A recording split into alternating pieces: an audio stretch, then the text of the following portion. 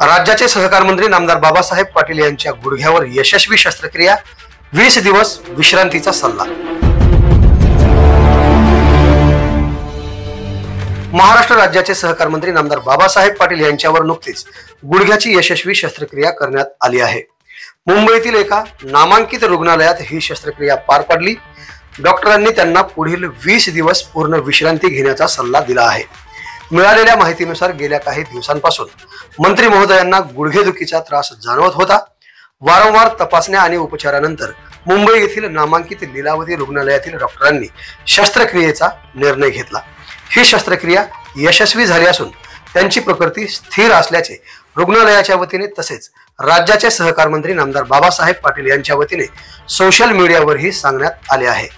नागरिकांचे विविध प्रश्न आणि समस्या जनसंपर्क कार्यालयाच्या माध्यमातून माझ्याशी थेट मांडू शकता असे देखील ते म्हणाले आहेत। शस्त्रक्रियेनंतर बाबासाहेब पाटील यांना विश्रांतीची गरज असल्याने आगामी 20 दिवसांसाठी त्यांना सार्वजनिक कार्यक्रमांपासून दूर राहण्यास सांगितले आहे। त्यांच्या अनुपस्थितीत विभागाचे कामकाज सुरळीत चालेल याची दक्षता घेतली जात असल्याचे मंत्रालयाच्या सूत्रांनी सांगितले। मंत्री बाबासाहेब पाटील यांना लवकर बरे होण्यासाठी अनेक राजकीय नेत्यांनी आणि कार्यकर्त्यांनी शुभेच्छा व्यक्त केल्या आहेत। आवाज बहुजनांचा।